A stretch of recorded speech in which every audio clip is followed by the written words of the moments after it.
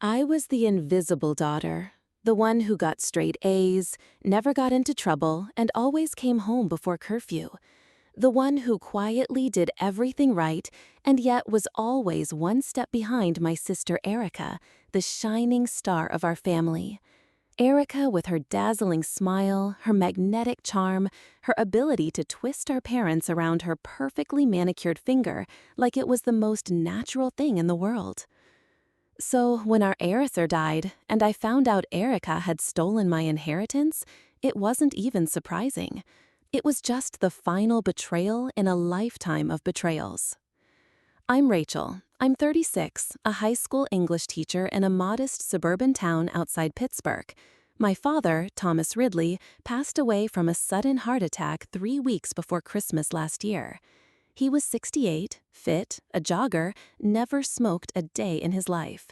My mother, Dolores, passed 2 years before him, pancreatic cancer. So when he died, it was just the two of us left, me and Erica. Erica was always the favorite. It was obvious from the time we were kids. When I brought home straight A's, my dad would give me a distracted nod and tell me to keep it up. When Erica brought home a B+, he'd take us all out for ice cream to celebrate her improvement. She was the pretty one, the social butterfly, the drama club lead with boyfriends lined up like suitors in a fairy tale. I was the quiet one, braces until senior year, always reading in corners and getting overlooked at school dances. Still, I loved my sister, or at least I wanted to. Even after she stole my high school boyfriend and bragged about it like it was some cute prank, even after she manipulated my college application essays for fun and deleted one of my drafts from our shared laptop, even after she married rich and then made sure our parents never stopped comparing her life to mine. "You'll get there one day too," my father would say whenever we visited her 6-bedroom house with the marble countertops and the backyard pool. As if I was just a sad little failure waiting to be upgraded. But I was okay. I had made peace with being ordinary. I had my students, my tiny fixer-upper home, and a cat named Chaucer who didn't care that I'd never been the golden child. Until the will was read. Dad's lawyer, a stiff man named Harold Pembry, invited us to his office 1 week after the funeral.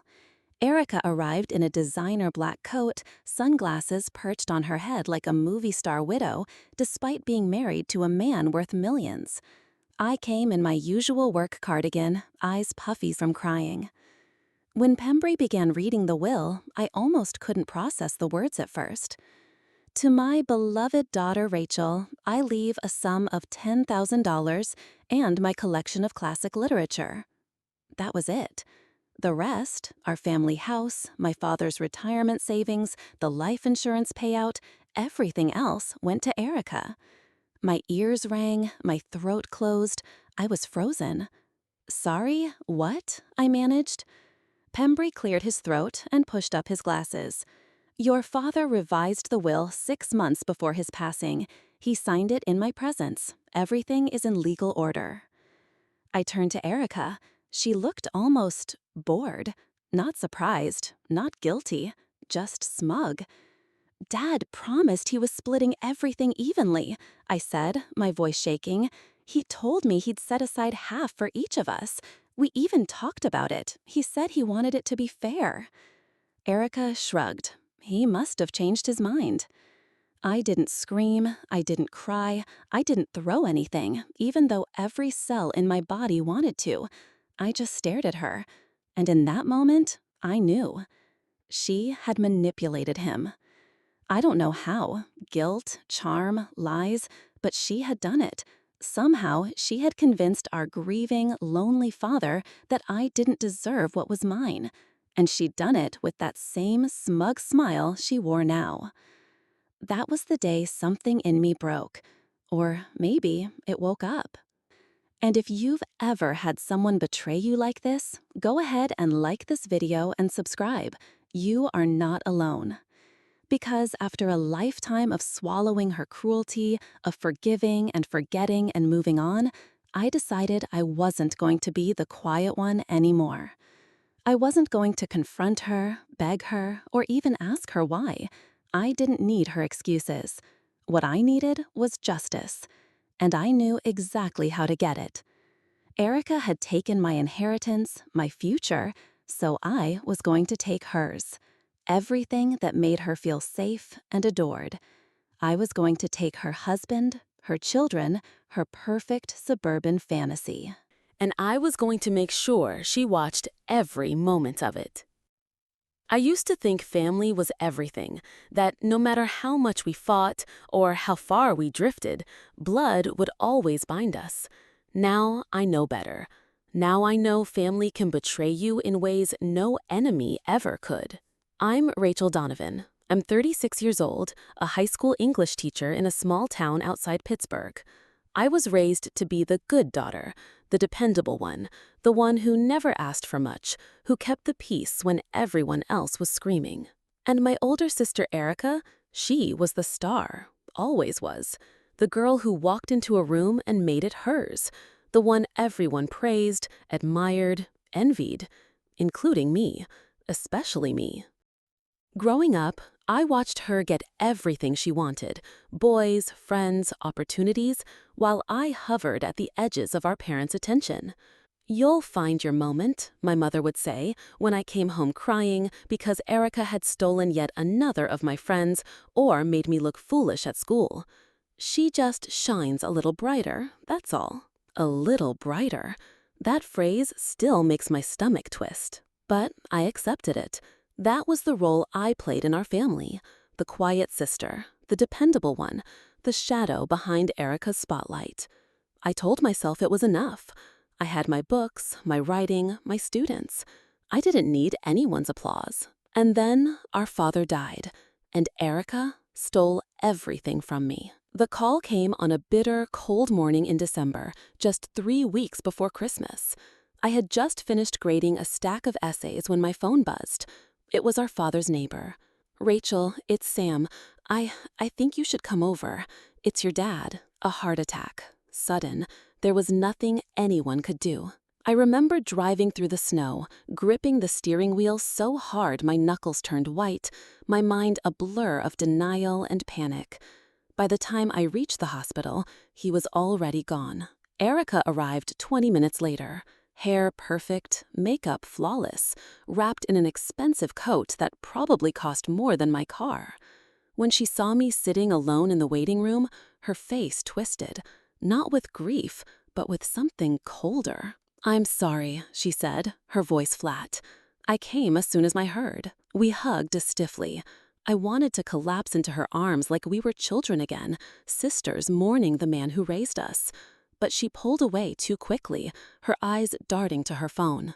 Even then, I should have known. The next week passed in a haze, arranging the funeral, notifying distant relatives, sorting through Dad's things in the old family home. Erica took control, as always, calling the shots, barking orders at the funeral director, smiling and accepting condolences as if she were the sole grieving heir. I spent those days in the background, sorting through dusty bookshelves, folding Dad's clothes with trembling hands, trying to stay composed while grief clawed at my insides. It was after the funeral that things truly unraveled. Dad had made it clear, repeatedly, that his assets were to be split evenly between us. 50-50, he'd said, over Sunday dinners and during late-night phone calls. I wanted to be fair, Rach, no favoritism. I know things weren't always even when you girls were younger. I want to set that right. I believed him. So when his lawyer, Mr. Pembury, called us to his office to go over the will, I expected closure, fairness, at least this one time. Instead, I got betrayal. The room was cold when we arrived, an austere space lined with shelves of legal books. Erica swept in wearing a sharp black dress and towering heels, her designer handbag perched neatly beside her chair. I sat opposite her in a plain cardigan, my hands trembling slightly as I sipped lukewarm coffee. Mr. Pembury cleared his throat and began to read. "To my beloved daughter Rachel, I leave a sum of $10,000 and my collection of classic literature." I blinked. Surely there was more. But then he continued. "To my daughter Erica, I leave the remainder of my estate, including the family home, financial assets, and life insurance policy. My heart stopped. I stared at Erica. She sat calmly, one leg crossed over the other, a faint smile playing at her lips. Not surprised, not shocked, just satisfied. This can't be right, I whispered, my voice shaking.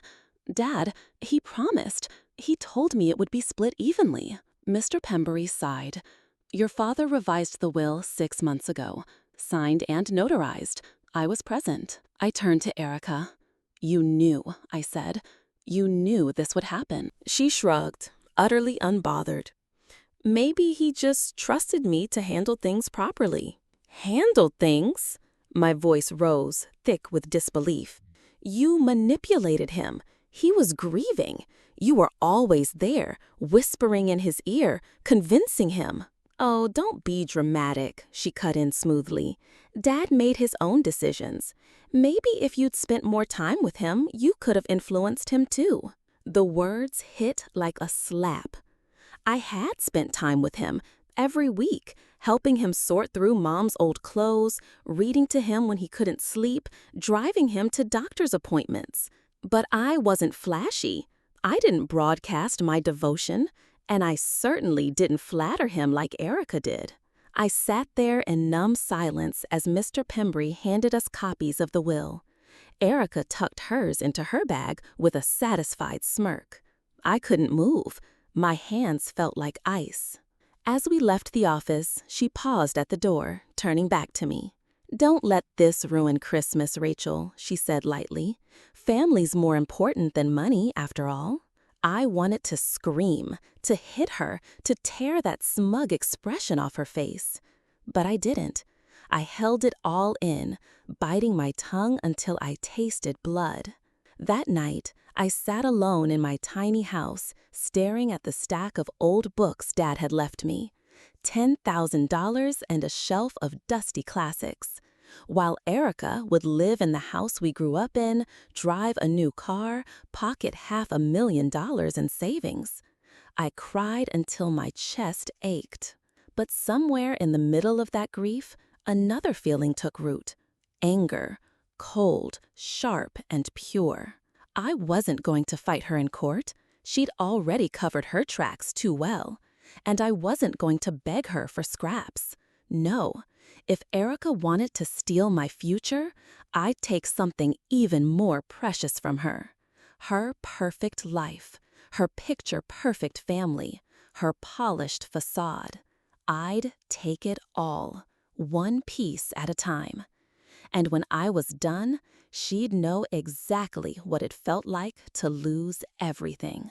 In the weeks that followed, I became two people. Outwardly, I was the dutiful sister. I sent polite texts to Erica when she messaged about sorting through the family house. I showed up for the token sister brunch she insisted we have in January, where she flaunted photos of her new kitchen remodel and updated me on her charity gala plans. But inside, a fire was building.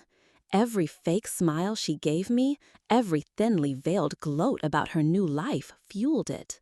I spent those first few nights after the will in a haze of grief and rage, replaying every memory of our childhood through a new lens, one where I finally saw the pattern. How she had always taken, always manipulated. How she had charmed our parents, her teachers, her bosses, until everyone believed the Golden Girl narrative she'd crafted so perfectly.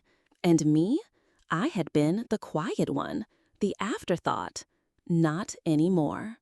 I didn't have her money or her status, but I had one advantage Erica had never developed: patience.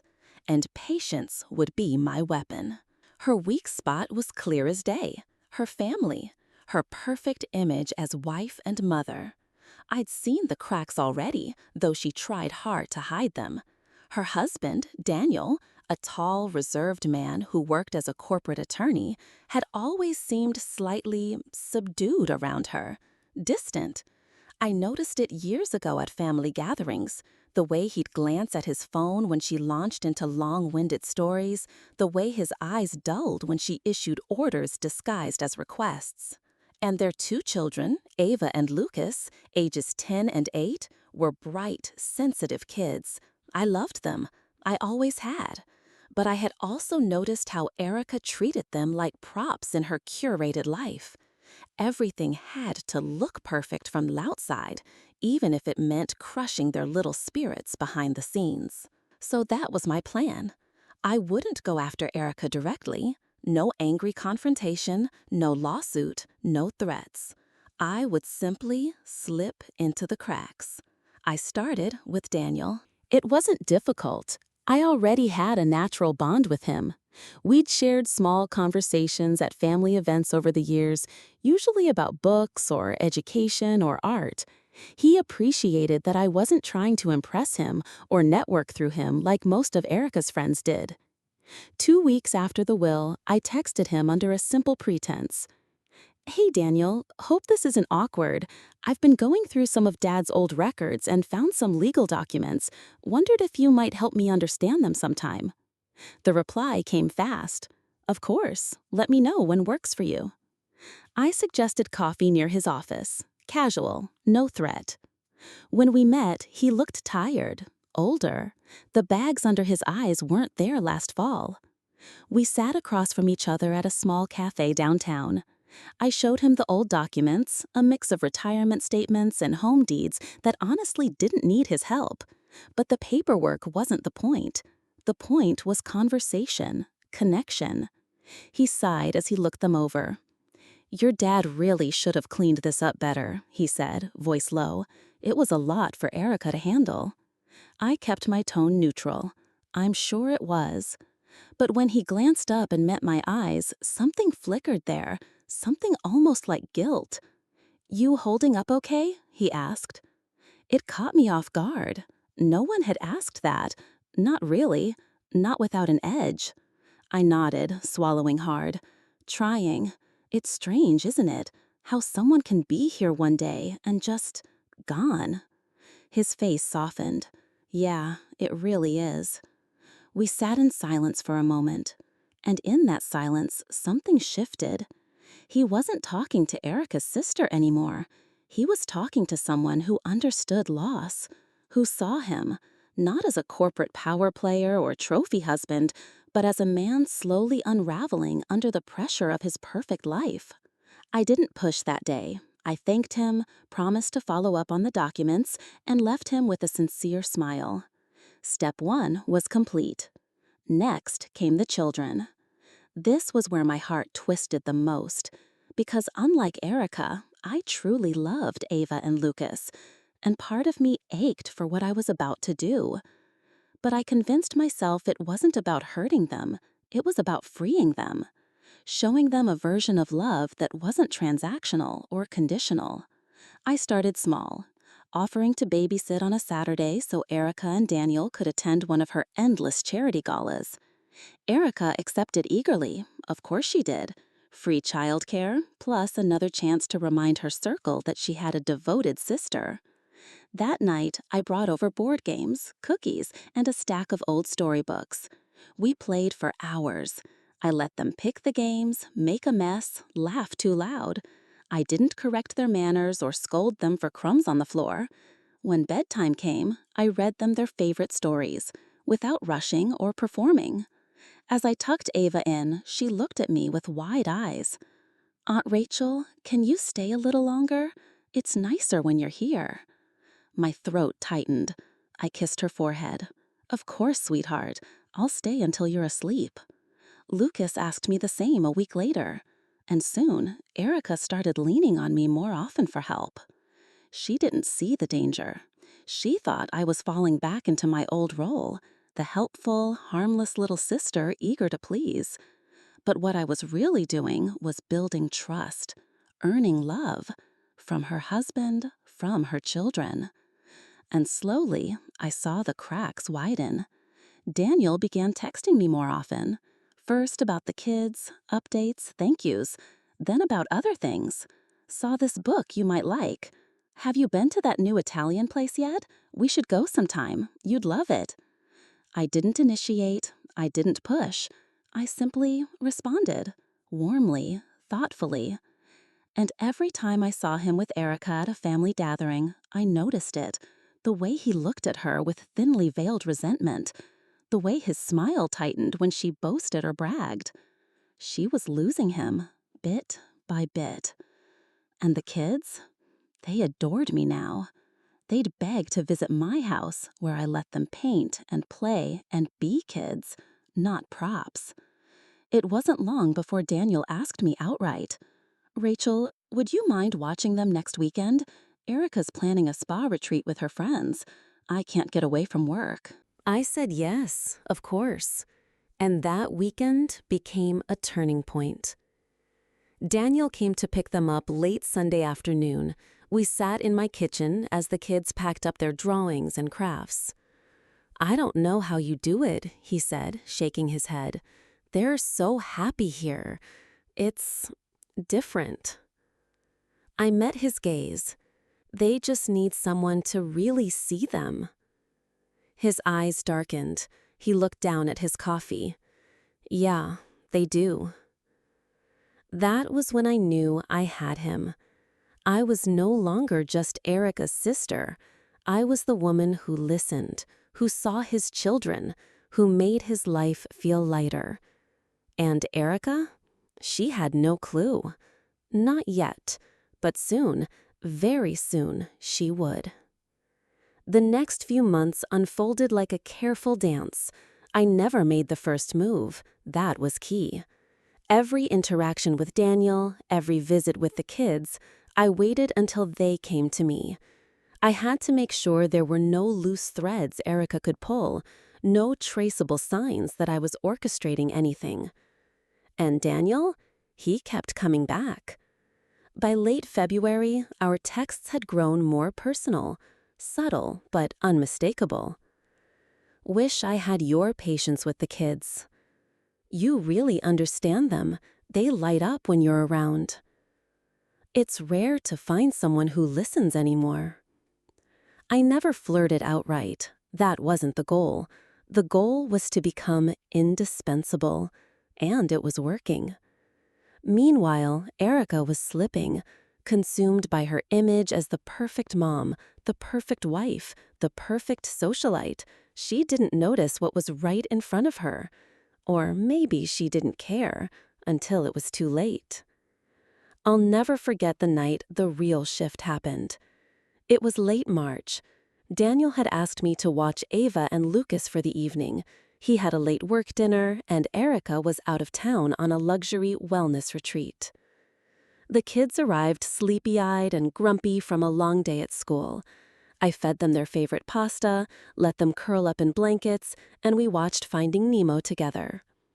Halfway through the movie, Lucas climbed into my lap without a word. Ava leaned against my shoulder. "Aunt Rachel," she whispered, "why don't you have kids?" My heart clenched. I kept my voice light. "It just hasn't happened yet, sweetheart, but I'm really lucky I get to spend time with you." She nodded, thoughtful. "I wish you were my mom." The words hung in the air like a live wire. I kissed the top of her head, my pulse racing. "Your mom loves you very much. I love you too." She sighed, curling closer. Lucas gave a sleepy nod. When Daniel arrived later that night, he looked exhausted. His tie was askew, his jacket folded over one arm. "You're a lifesaver," he said, rubbing his temples. "They needed this tonight. I needed this." "No trouble at all," I replied softly. "They're wonderful kids." He lingered at the door longer than usual that night. "Sometimes I wonder," he began, then trailed off. I tilted my head. Wonder what? He met my eyes. There was a rawness there I hadn't seen before. If I'd married the right person. The silence between us stretched taut. I held his gaze for a moment, then reached out and gently touched his arm. "You deserve to be happy, Daniel. We all do." That was it. I didn't say more. I didn't need to. He left with a soft thank you, his voice hoarse. I stood there long after the door closed, my heart pounding. I was winning, and it terrified me how good it felt.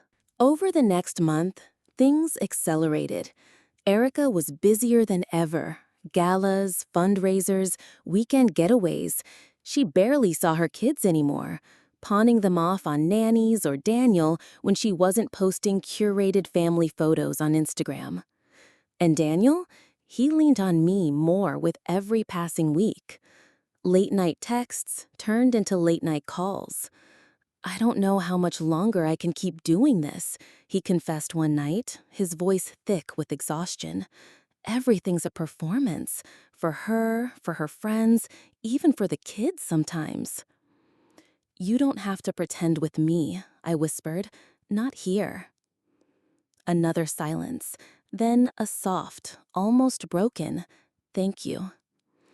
I knew what was coming. It was inevitable. But even I didn't expect how fast it would happen. One night in late April, Erica threw one of her infamous spring parties, a lavish affair with catered sushi, live music, and a guest list full of local elites. She insisted I come. "You need to get out more," she chirped. "Besides, you could stand to meet some decent men." I almost laughed at the irony. I arrived in a simple navy dress, my hair loose, makeup subtle. I wasn't there to compete. I was there to observe. And observe I did. Daniel was miserable. He made the rounds, drink in hand, his smile tight and eyes glazed. Every time Erica introduced him to someone, he'd excuse himself moments later, retreating to the edges of the crowd. I watched carefully, biding my time. Around 10 p.m., I slipped onto the patio where he stood alone, staring out at the dark garden. "Escape artist," I teased gently. He gave a tired chuckle. "If I hear one more person ask about our perfect family, I might actually lose it." I stepped closer, our shoulders nearly touching. "You don't have to do this forever, you know." He turned to me then, eyes burning with something deeper than exhaustion, desperation, longing. "You don't know what it's like," he whispered, "the pressure, the loneliness." I did know, more than he could ever understand. I reached for his hand, lacing our fingers together. "You're not alone anymore," I said softly. "Not if you don't want to be." For a moment, the world seemed to stop. Then he leaned in, slow and tentative, and he kissed me. It wasn't a passionate, movie-worthy kiss. It was hesitant, aching, like a dam breaking after years of restraint. When we finally pulled apart, his eyes were wide with guilt and longing. He began. I shook my head, squeezing his hand. "It's okay. You don't have to explain." The party swirled on around us, oblivious. Erica laughed inside with her friends, oblivious. And I knew then I had her. I had taken the first piece. The rest would follow. But I had to be careful, patient. The next morning, Daniel texted me. "I can't stop thinking about last night." "Neither can I replied. And so it began. We didn't rush. We didn't sleep together. Not yet. I needed this to build naturally, imperceptibly. But the emotional affair was in full bloom. We talked constantly. I became his confidant, his anchor. When things with Erica grew unbearable, as they inevitably did, he turned to me. And the kids? They adored me more than ever. They begged for sleepovers, visits, trips to the park. I was no longer Aunt Rachel. I was becoming something more. By early May, Daniel started bringing up divorce. "I can't live like this," he said one night, voice low over the phone. "I've been thinking about it for months, years, really. But now I have a reason to finally do it." I didn't push. I never pushed. "You have to do what's right for you and for them," I said simply. But inside, I was electrified. It was happening. Soon, I would take her husband, her children, her perfect little world, and I would make her watch every second of it. By the time summer arrived, the cracks in Erica's life were too wide to hide. But the most delicious part was, she still thought she was in control. She thought Daniel was as pliable as ever, that the kids would always adore her no matter how many weekends she spent away, that I was still the harmless little sister sitting on the sidelines. She had no idea how wrong she was. Daniel had begun documenting her behavior. It started with texts, screenshots of her messages, her absences, then voice memos of her shouting matches when things didn't go her way. I didn't ask him to do this. It was his own survival instinct, but I knew they would be useful in time.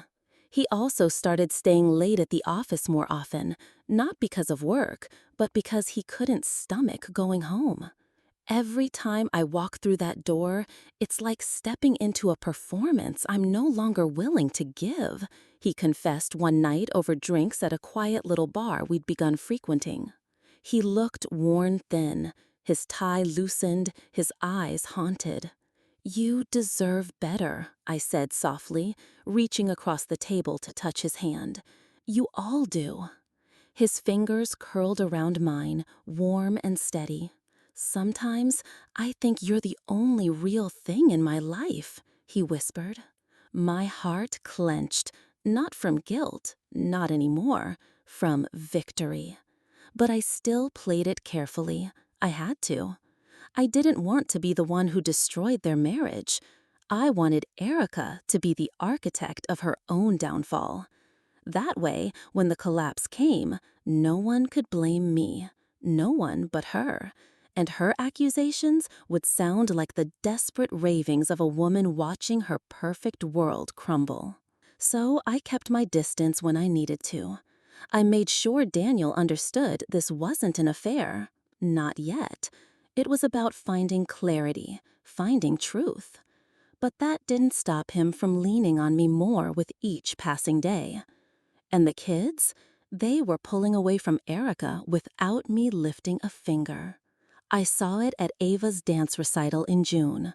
Erica arrived late, in a flurry of designer sunglasses and apologies, missing Ava's solo entirely. She swept into the seat beside me, reeking of expensive perfume and irritation. When the recital ended, Ava ran straight to me, not her mother. "Aunt Rachel, did you see me?" "You were incredible," I beamed, hugging her tight. Erica watched, lips pressed thin, eyes narrowed. "You're spoiling them," she hissed later in the parking lot when Daniel stepped away to take a call. "They're just happy to be seen," I replied calmly. Her nostrils flared. "Don't get too comfortable, Rachel. You're not their mother." I tilted my head, letting her own words sink in. "Of course not," I said softly. "But sometimes love matters more than titles." She stormed off after that, but the damage was done. And Daniel noticed. "She's jealous of you," he said one night as we sat in my living room, wine glasses untouched on the coffee table. "She knows the kids adore you, that I—" He stopped, his jaw tightening. "That you—" "What?" I whispered. He exhaled slowly. "That I love you." The words hung between us, charged and terrifying. I should have stopped it. I should have told him it was too soon, too dangerous. But I didn't. I leaned in and kissed him. Soft at first, then deeper, hungrier, as months of restraint dissolved in an instant. When we finally broke apart, breathless, he cradled my face in his hands. "I can't go back," he said hoarsely. "Not now. Not after this." "Then don't," I whispered. "Choose your freedom. Choose your happiness." He nodded, and in that moment, I knew he was mine.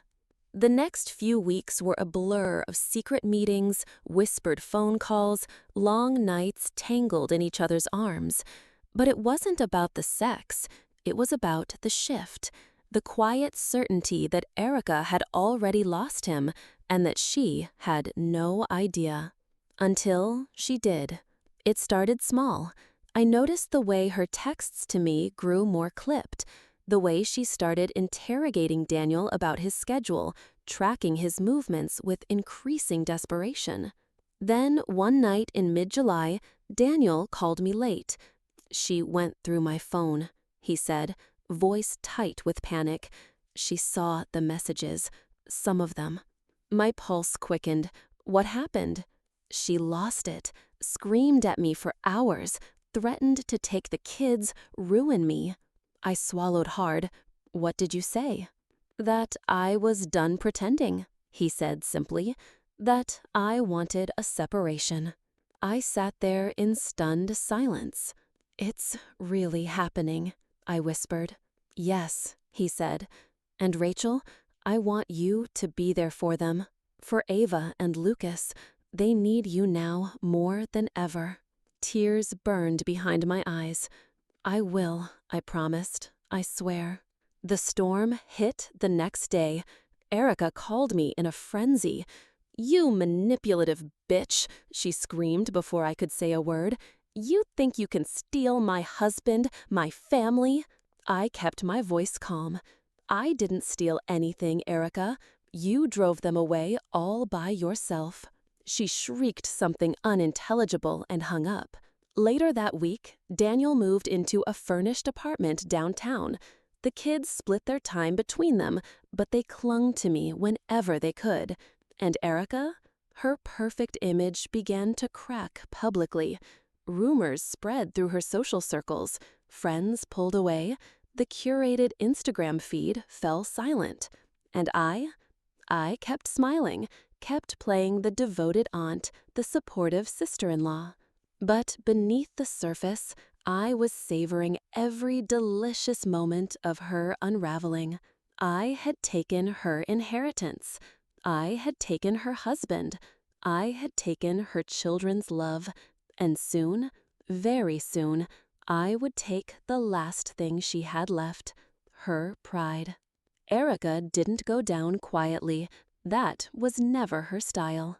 The weeks after Daniel moved out were some of the most volatile I'd ever experienced. My phone lit up constantly with calls, texts, voice messages, some begging, some threatening, some simply incoherent with rage. "Rachel, you're pathetic," one message spat. "You'll never be their mother. You'll never be anything but a sad, lonely substitute." I didn't reply. Because I didn't need to. I was already winning. Daniel filed for legal separation a week later. The custody battle began almost immediately.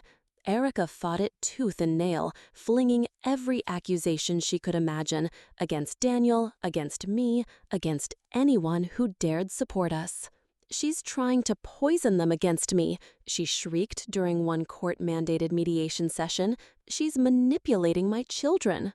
But the evidence spoke louder than her rage. Daniel had carefully documented everything. The nights she abandoned them for parties, the verbal tirades, the emotional neglect. I provided testimony as a neutral party, just the devoted aunt after all, offering gentle observations about the kids' well-being and the time they spent in my care. It didn't take long for the judge to see the truth. Daniel was granted primary custody, with Erica allowed supervised visits until she completed court-ordered therapy. The day the ruling came down, I sat in my car outside the courthouse, shaking with adrenaline. Daniel emerged minutes later, the kids in tow. They spotted me instantly. "Aunt Rachel," Ava squealed, racing toward me. I caught her in my arms, Lucas right behind her, their little bodies trembling with relief and joy. Daniel approached slowly, eyes glassy. "It's over," he said hoarsely. "We did it." I met his gaze, my throat tightening. "You did it," I whispered. You saved them." He pulled me close then, holding me like a man starved for comfort. And in that moment, I knew we were free. But Erica was a wreck. Word spread quickly through her social circles. The perfect Donovan family shattered. The golden girl exposed. Friends distanced themselves, invitations dried up. Sponsors for her beloved charity events quietly withdrew. And worst of all, for her at least, Daniel moved on. With me. We didn't flaunt it, we took it slow, careful not to give Erica any ammunition. But the kids knew. They saw how Daniel looked at me now, how we laughed together, how we fit. One night, a few months after the custody ruling, Ava curled up beside me on the couch.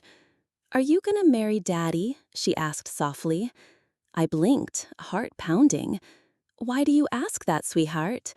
She shrugged, her small face thoughtful. "Because you love him, and he loves you. I can tell." I smiled, tears stinging my eyes. "We're taking things one step at a time," I said gently. "But no matter what, I'll always be here for you. Always." She hugged me tight. "I hope you do marry him." And in that moment, the last piece of my revenge clicked into place.